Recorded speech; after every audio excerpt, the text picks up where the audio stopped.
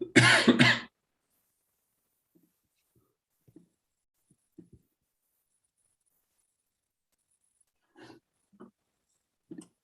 welcome to LifeStories Live. We're trying to do these live interviews with guests each Friday, and we had a wonderful guest last Friday in Clive Ross. I'm just going to stop myself speaking in the background. And this Friday, we've been really pleased to ask Pete Wooding to come and join us and have a chat with us about aspects of his life. And we're going to focus in on what he does for a living. But before we go into that, Pete, tell us a bit about yourself for the people watching. Sure. So I've been a journalist for coming up to 26 years now. I know you're all thinking he doesn't look old enough to been doing it for that long, but yeah, I guess you could call me a veteran journalist now. I've been married for nearly 30 years, coming up this year, to my wife Sharon, and we've got 3 wonderful daughters. We live in North Wales, and I currently work as a freelance journalist, primarily for Christian media outlets and Christian organizations. Probably the one that most people would know about is UCB Radio, who are based in Stoke-on-Trent. So I read the news for them a few times a week. I also work for an online video news outlet called the Global News Alliance. And I also do a lot of media and work with an amazing Christian charity that works into Eastern Europe, primarily Ukraine and Kosovo and Georgia and Armenia, and it's called Mercy Project. So that's a bit of an introduction. And you didn't tell us about your wonderful running skills.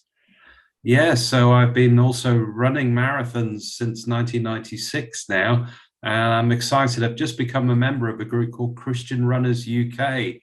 Just received my t-shirt today. I'm going to wear it for the first time in the Heaton Park Half Marathon this weekend, which I'm excited about. I heard about them on Songs of Praise and thought, what a great group. So it's interesting. I'm so used to interviewing people, but I had the tables turned on me just like they are today, where the leader of Christian Runners UK, Jason, interviewed me similarly to this about my passion for running. So yeah, it's one of those things I just love doing, and stretching myself as physically, and but now to be a witness while I'm wearing my Christian Runners UK t-shirt as well. So I can't leave this topic without asking, what are you doing a marathon in? What's your sort of time that you're coming through on? Well, when I was at my peak, I could do a full marathon in under 4 hours. And my best half marathon time was 1 hour and 35, but put on a bit of weight, and I'm now coming up to my mid 50s. I'm nearly 54. So I'm just happy just to finish a marathon or a half marathon. So, and I hear the Heaton Park one in Manchester is quite hilly. So, around 2 hours 10, maybe. I'm always happy if I can just do under 2 hours, but it's just so much fun taking part, such a great atmosphere. The London Marathon is my absolute favorite. I've done 23 full marathons now, and I've done London Marathon 7 times. It's just one of those incredible experiences. The people of London come out, and there's so many eccentric runners. There's a guy that even runs with a washing machine on his back. Oh, I've seen him. How does he do that? What's that about? That's just crazy. I just love the British eccentricity of it all. There's a guy that carries a ladder so he can climb the wall, because there's a bit in a marathon where they say you hit the wall where you just can't go anymore. So he carries a ladder with him. Oh. But there's a whole other live story there going into those conversations. But today, if you're watching, we'd love you to interact. So if you have a question for Pete, if you have anything that you want to feed back or give us comments on, please feel free to put it in the comments box. Also, we'd love you to like and subscribe the channel. It's great to see, Pete. The channel's growing. Again, lots of people engaged, lots of new people. So please get engaged, get part of this. And really help us to understand your journey in your life story, like Pete's going to help us today. If you're watching today and you're wondering, well, what's Pete's life story going to be about today? Well, what we thought would be really interesting is to look at how he became a journalist, some of the things that inspired him to become a journalist, and some of the things that he's learned along that journey. So if you're looking for a career in broadcasting, in media, anything in that field, this is a must for you. Pete, tell us, first of all, a bit about your dad, because I think your dad must have been a huge influence on you becoming a journalist. Yeah, very much so. My dad, you could have described him back in the 70s as a tabloid journalist. He made his way up to working for very respected newspapers like the Sunday People and the Sunday Mirror. His name was Dan Wooding, by the way. And he grew up as what we call an MK, a missionary's kid. And he kind of rebelled against his parents' Christian faith and backslid quite considerably while he worked on Fleet Street, but pursued crime, religion, and show business stories. And probably one of the most famous stories he did was on the Cray twins. He actually went into a prison cell, I think either with Ronnie or Reggie Cray, pretended to be his chaplain and got an exclusive interview with him. And that was how he got his break in journalism. So it was an unusual upbringing for me when my dad would be just all traveling off all around the world getting these stories. But what was very unusual growing up was that he would take me along to a lot of his celebrity interviews, and people are old enough to remember people like Diana Dawes, Barbara Windsor, Larry Grayson. He took us to their homes as little boys, me and my brother, while he would interview them. And even Cliff Richard, we went to his home and my dad would interview him. So obviously that had an influence on me. It was just so fascinating. But the real pivotal moment in my dad's life was that through a friend of his called Ray Barnett, who founded the African Children's Choir, he challenged my dad in a pub called the Stab in the Back, which was where all the journalists would gather in Fleet Street, and said, Dan, you're wasting your talent. God's gifted you as a journalist. Why don't you come with me to Uganda to write the story of the persecuted church there? Wow. So my dad did that, and it was life-changing for him. He gave his life back to the Lord, dedicated his life to reporting on the persecuted church. And so what was very special, my dad passed away nearly 2 years ago, but in the last sort of 10, 15 years, I was blessed to go on many overseas trips with him and film him interviewing people. And even when his health was poor, there was something in him as a journalist that as soon as he started the interview and I was filming them, he could just switch on. And so that had a huge, huge influence on my life. And also there was a bit of a financial way that he got me into it, is he used to take me to watch his favorite football team. And if I wrote a report on it, he'd give me a bit of extra pocket money. And it was Birmingham City Football Club. So you would write a report just for your dad, yes, and he would pay you for that? Yes. So how old would you be then, Pete? I was about 8, 9 years old. That was so exciting for me. Yeah. Wow, that's a really clever thing to do. I suppose the equivalent now would be like starting your own YouTube channel or something, yes, wouldn't it? Yes. So would he then give you feedback on that report, or would he just say well done, or just pocket it? Or I think he just said well done. But what was special was many years later, he became friends with the guy that edited the Birmingham City program, and they did an article on it, and we got to go to the game and meet the guy and go in the press room. It was the last time I took my dad to see Birmingham City, so that was really special. And do you remember any of the games that you wrote reports on? I just remember in the late 70s was when they were really a much better team than they are today. And those are old enough to remember, they had players like Trevor Francis, Archie Gemmell, and Frank Worthington, who passed away recently. And I remember them playing Leeds and just being a very exciting team to watch back then. I wish they were that good now. So would your dad at that point have been involved in Fleet Street? Was he? Yes. So what was it like having a dad who was a journalist? I think, like anyone else, you grow up in a certain environment and you think it's the norm. But to be going to the homes of people like Cliff Richard, and then because he was doing a lot of crime stories, my brother was the one that would receive them more often than me. Was that he would receive death threats on the phone, so we would have to keep changing our phone number. So, but that was just the norm. And then on one of his trips, because he was born in Nigeria, because he was a missionary kid, he went back to Nigeria on a trip, and he got put in prison overnight and sent back home. And I always remember thinking, why's dad come back home early? So things like that were just the norm for us growing up. So when you say you got death threats, who were the death threats from? Well, the people that he'd done crime stories on, that he'd exposed. I mean, one of the biggest stories he did was on the story of the Cray twins. So stories like that would get him into trouble. Okay. And I guess that journalistic inquisitive instinct was something maybe you could see in him, and an influence you got at school, maybe, or in your decisions on your career pathway.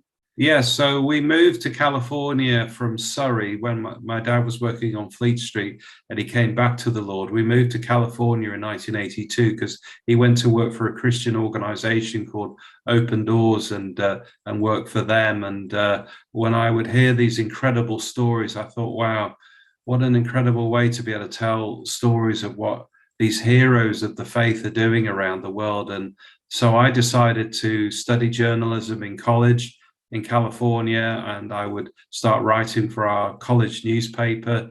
And I just love that way of just being able to interview people and tell the story and then to see it published. That's the journalist's sort of biggest reward. We don't get paid very well, but to get a byline was such an exciting experience for me. So that must have been a bit of a culture shock going from Surrey to California. Yeah, it was a huge difference. I mean, I was 14 at the time, and so to then go to California high school where it was warm every day, you could just wear no uniform. The girls particularly loved my accent, which was a nice bonus for me. Go to the beach. Yeah, it was a completely different lifestyle for me, but also great opportunity because the American culture was so positive and they want you to succeed there. So they give you awards for everything. And I got an award in journalism in my high school because I became the editor of the high school newspaper. So yeah, Wow. it was really good for me. Wow. So you've got the journalistic side going on where you can see some God-given gifts and talents. And then I guess from another cultural perspective, you're moving into a Christian environment. Now, had there been a Christian influence on you or a church influence on you up to that point? Just mildly. My dad, as I say, well, most of my childhood was backslidden, but he would take us to a local Baptist church, and they took us to see Cross and the Switchblade, but the film broke down halfway through, so it was a bit of a disaster. But when my dad came back to the Lord, he kept taking me to these Christian rock concerts in California at a mega church called Calvary Chapel. And it blew my mind to hear Christian rock music. And then they would give an appeal every Saturday night if you wanted to become a Christian to go forward. And so after 6 months of my dad taking me, I went forward, and it just completely changed my life. And what was special is my dad walked to the front with me, and I prayed that prayer to ask Jesus into my life. So your dad has not only influenced you in a very early way when he was in Fleet Street by, influencing you to do practical things from a journalistic point of view, he's then actually taken a real heart interest in your further life development as you've sort of experienced the Christian faith. It seems to me that you know, he must have been a really larger than life character.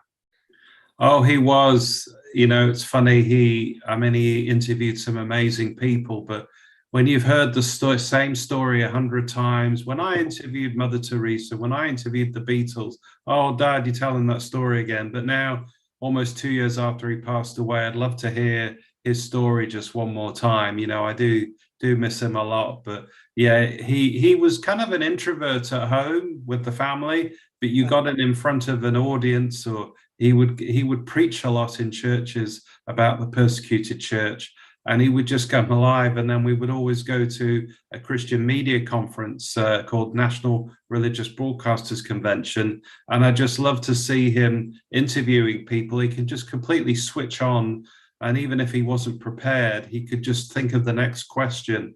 So it always was an impact on me. And have you got similar traits? Have you found yourself that you switch on in an environment, or you become more introverted in another environment? Very much so. I just absolutely love interviewing people and drawing out their stories. And so it just seems to be my comfort zone, interviewing people. But then talking to people one-on-one, I can suddenly become a bit of an introvert. But something about the journalist in me, I think also journalists love danger. So I think one of the most exciting things for me, where I come alive, is where I'm going into intense places around the world. You know, I would go into a lot of disaster zones as a journalist to get the stories. And that was places like Nepal after the earthquake. I went to the Philippines after the typhoon. I've been to Russia a few times. I've been in the war zone in Ukraine several times. And we just love to get the story as journalists. But also as a Christian, I love to get the inspirational stories of what people are doing in the midst of such challenging circumstances. I never forget interviewing a pastor in the Philippines and him describing what it was like when the typhoon hit. And he just wanted to run away, but he said, I had to stay and serve the people in my church. Wow. Wow. I'm just interested just to go back a notch to California. And obviously we're building a picture here. If you're just joining us, of how to become a journalist, how to make a step in life from an idea of what you want to become to being, you know, something in a real way in the world of work.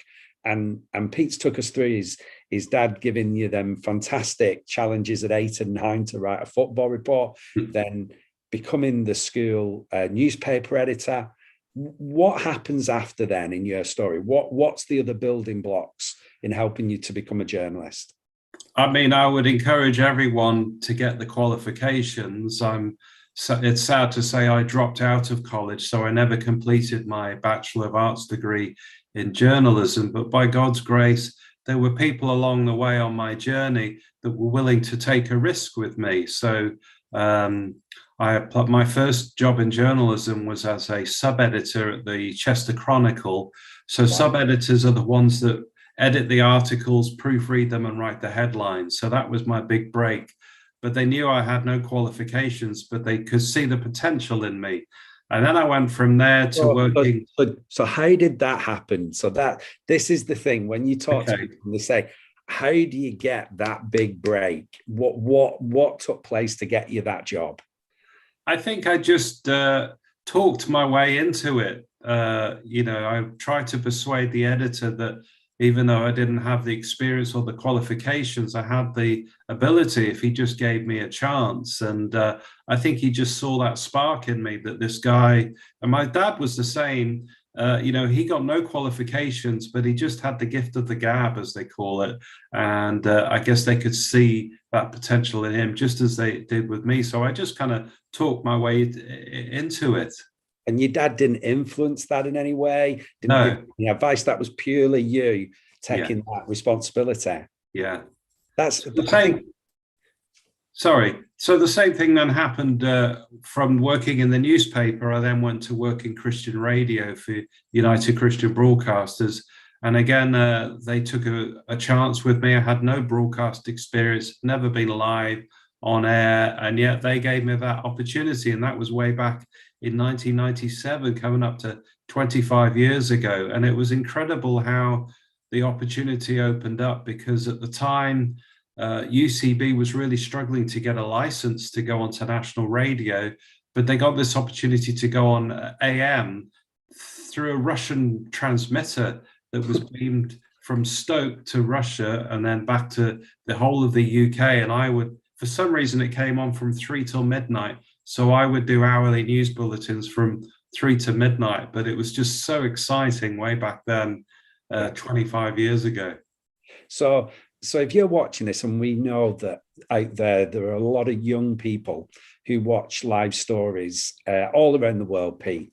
And what I really want you to grasp is some of the things, some of these nuggets that Pete's given us, that sometimes we need inspiration, sometimes we need role models, sometimes we need people who'll come and invest in us. But sometimes, Pete, we've just got to push at that door ourselves, with faith. I'm sure you prayed. I'm sure that, maybe you even asked other people to be praying, or they were praying for you and you weren't even aware, but you still took that step of faith and stepped out and took that risk with the Chester Chronicle.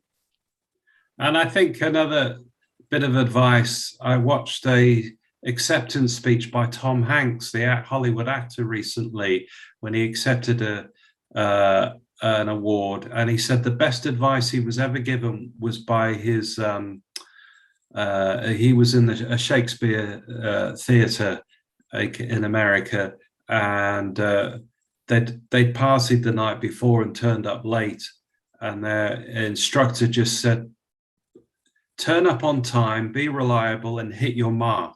I guess that's like a terminology in acting, is to hit your mark. And I think that would be my advice, that you can have all the talent in the world, but particularly as I'm a freelance journalist now, is to just be dependable.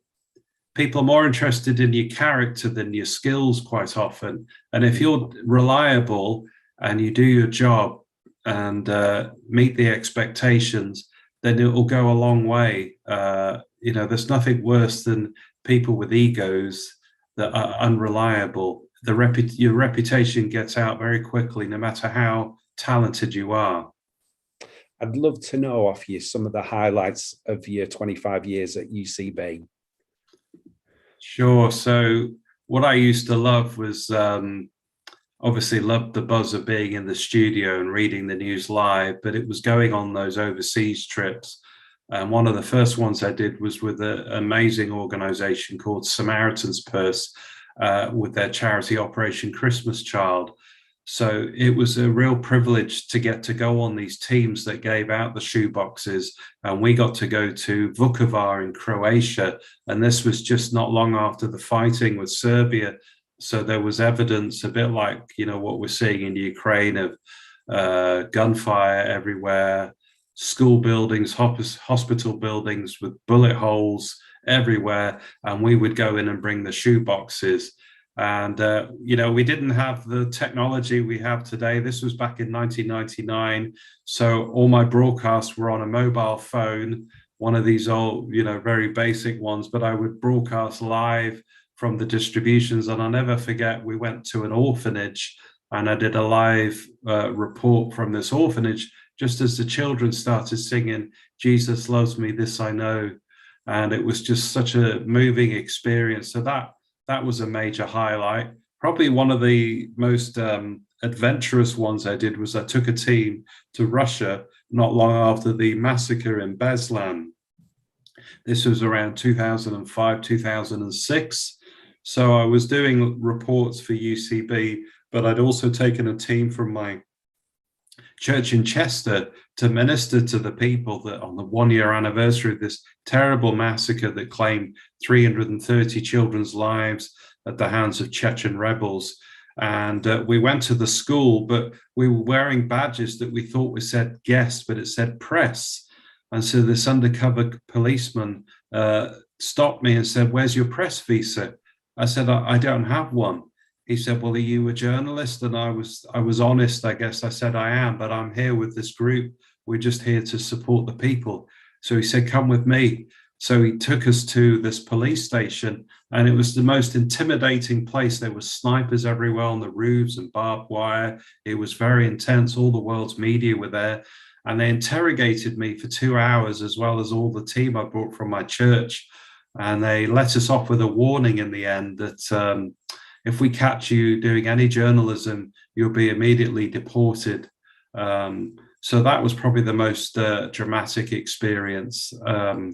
Also going to Ukraine, I've been there about 20 times now, and I would do reports for UCB while I was there. And a place very dear to my heart is the Hearts of Love Children's Special Needs Centre. And I've been going there many, many years now, and just to capture the stories of the people behind the centre and get to know the children, that would have been another major highlight as well. Wow. I'm just hearing all this. I'm wondering, what was your dad's thoughts on what you've gone on and achieved? What was his feedback? Oh, it was lovely. I think, any father seeing their son or their daughter follow in their footsteps, they're proud of you anyway, but he was always telling everyone how proud he was of me. And I wish he could see what I'm still doing today. But yeah, he was always encouraging me, and it was wonderful where we got to do that together and use our skills. We got to go to many countries around the world, and he would be the interviewer. Obviously, I'd be behind him with the camera, but then I would be doing stories for UCB. So we went to India together after the tsunami around 2007 with a group called Gospel for Asia, and that was an incredible experience. We got to go to Russia together for an amazing healing crusade there.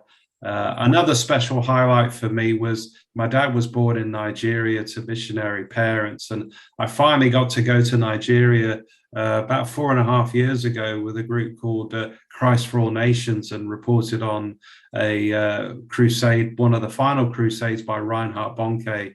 So it was very special to see the country of my father's birth. He was called Dan Juma, which you don't hear that name very often, which meant son of Friday. It's a Hausa name, and I've just finally for the first time saw another Dan Juma. He's a professional football player in the Premier League. Yeah, I've heard of him. A very rare name. Yes. Yeah, that's amazing. So is he from Nigeria too? Oh yes, he is. Yeah, I can't remember what team he's playing for at the moment, but I couldn't believe it when I saw his name pop up on TV during a match. Wow. Just to help people maybe understand practically what a life of a journalist is like, could you take us through a day at UCB just to give us an idea of the practical outworkings of a journalist? Yeah, so there's a team of us, and we all do shifts, so it's not just one person, because we start with the first bulletin of the day is at 6:30 in the morning. So it's quite an early start, and we have a news service, but we're always looking for a Christian angle on stories. So we'll do interviews. With technology today, it's great because UCB has an app where they will post every interview we do every day. We do several interviews, but then we edit it down to then be broadcasted on air. And thanks to all the online resources, you can do interviews now from your desk. I mean, when we first started, it was getting stories from newspapers and fax machines. People remember fax machines, and we recorded on mini discs. People remember them. And I used to even record a program on a VHS tape. Wow. So the technology we have today is great, but it's that constantly got tight deadlines in the morning, and then during the early evening. No, just in the morning, you're doing news bulletins every half an hour. So you've got to turn it around, write your script, then go into the studio, read it live on air. You have to operate all the sound clips and do all that yourself. There's a separate studio at UCB for the news team. So we're having to really think on your feet, because you have to, I guess, like Tom Hanks says, hit your mark. You have to finish bang on time. So you're really having to think. And then with interviews, you've got to think of the right questions to ask. You don't have a lot of time to prepare. So I guess sometimes you're winging it, hoping you ask the right questions. I think one of the most important things as an interviewer, as a journalist, is to listen, because sometimes I've not got their name right, or they've already answered a question, and then I ask them the question, and they're like, "Well, I just told you that." So it's being able to really listen, but think of the next question to ask as well. Yeah, it's really good tips, that, Pete. Really helpful. And like I say, if you're watching this and you're thinking, I'd love a career in media, I think some of the things Pete's saying will be really helpful for you. I guess one of the biggest challenges you've faced probably in your lifetime, which young people now probably won't even appreciate, is this switch from print media to now digital. And obviously the changes of how media is consumed has become a huge thing. How have you found that? How have you found the changing world of media? Yeah, I think the biggest challenge to journalists is to be balanced, to be impartial. And I'll never forget, I interviewed a journalist called Lee Strobel, who wrote a book called Case for Christ. And he was a journalist in Chicago. But he said, even though at the time he was an atheist, if he would do a story that had maybe a Christian ethic to it, like an abortion story, he always made sure he got both sides of the story so that he was balanced. And I think with social media, and we hear a lot about fake news, it's all about getting the story out first without checking your sources and being completely biased, trying to get your opinion across. So I think that's the biggest challenge in digital media today, is fake news and getting the balance right and just double checking your sources. It helps that I've been doing this for so long that I know the reliable sources, the organizations that aren't just going to make it up, rather than the ones that, we call them urban myths, that suddenly these conspiracy stories that get put out everywhere. So, I didn't grow up with social media, and it's, I'm still learning it, but it's that whole challenge of immediacy. It's a great, it's a great benefit. I love doing Facebook Live reports. I noticed in the last sort of 5-10 years, I would turn up at a big major news story where before you would record your interviews, but I noticed more and more journalists just doing their live reports on a phone or an iPad, a tablet, and have the equipment on their tripod to be able to do the story live without even a camera crew. There was a time where we had a number of terror attacks in London. I would be down there reporting, and nearly all the journalists were reporting live on their phones. Never would have dreamed of that even 10 years ago. What did your dad make of all those changes? He loved it. He always loved gadgets and he loved technology. He was still learning, coming to grips with it in his 70s, how to use it all. But he absolutely loved, that he had a YouTube channel. He had a radio show. He just loved doing all that. He always loved checking how many likes he got on Facebook from his interviews and his posts. He loved it. But imagine, I used to love to hear his stories of when he first used to file reports, and you'd be in a queue of all these journalists at a phone box with your coins, and that you would have to transcribe your story to some guy at the news desk who wasn't very interested, and he's like, just take my story. And you didn't have time to write it, you had to just say it over the phone. And then photographers, they had to wait till they could develop their photographs. Now it's just completely instant. But I used to just love hearing his stories, how he used to file his reports, and he had his old trusty typewriter as well. If there was one thing from your dad, and when you think back to all those stories and everything that you've heard from him and you've seen, which one stands out the most? Which memory? I think it's hearing the stories of when he first went to Uganda, to hear these stories of the persecuted Christians. It hit him that he'd been reporting on all these amazing celebrities who we put as our heroes, and yet he found these were the real heroes. And so to then I was reunited with Ray Barnett, who took him on this trip to Uganda, and he started the African Children's Choir. To hear from his perspective what it was like traveling with my dad, it was amazing. I think the most incredible story was that my dad had one of these old reel-to-reel recorders, and he recorded this boy singing, played it back to Ray, and Ray said, wow, this is what we need to do. We need to give these children in Africa a voice, give them their dignity. I think I should start a choir. So Wow. through my dad recording that singing on his reel-to-reel recorder, Ray Barnett started the African Children's Choir. So I think because that trip to Uganda had such an impact on my life through my dad's transformation, using journalism to tell good stories is probably the best story.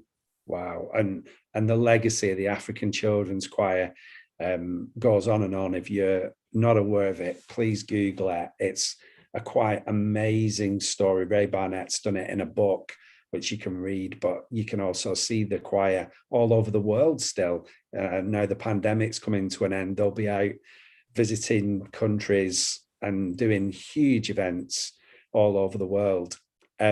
Pete, our time is nearly up, but we ask this of all our guests before we finish our interviews. What's been the best decision that you've made in your life? Well, I think it was going back to 1983 when I was with my dad at this Christian rock concert, was to ask Jesus into my life. So I've been a Christian coming up to 40 years now, and I think that was the best decision I made in my life, to ask Jesus into my life. But I'm very blessed as well that I could use my gifts and talents to share my faith with others as a journalist, and to be able to impact millions of lives through good storytelling. So yeah, asking Jesus into my life. Wow. And just so that people are aware, you have, obviously, as well as your journalistic life, you have a faith, and you're part of Audacious Church in Chester, which I know is going really well and growing. So, if you're wanting to know more on the faith side, please ring the number that you'll see in the description or across the YouTube page. There are people you can ring and talk to if you're wanting to have a commitment to Christ. If you're wanting to come to faith, please have a chat with them. If you've just got any questions about life, or you've got anything that you're thinking of what Pete said, it might have sparked something in you that you want to discuss, there's people there who would love to have that conversation. If you don't want to do it on a phone, we have a link that you can click as well, and you can go through to the website, leave some information, and we can start a correspondence with you. And at some point soon, Pete, we will have an app. Hopefully, an app will be made for LifeStories, and there'll be a chance for people to download that too. But thank you so much, Pete, for being our guest this lunchtime and giving people an insight into your career as a journalist. It's been so interesting. Thank you so much. Thank you, Paul. My pleasure. And we look forward to seeing some more of Pete's videos and life stories on LifeStories at lunch in the coming months.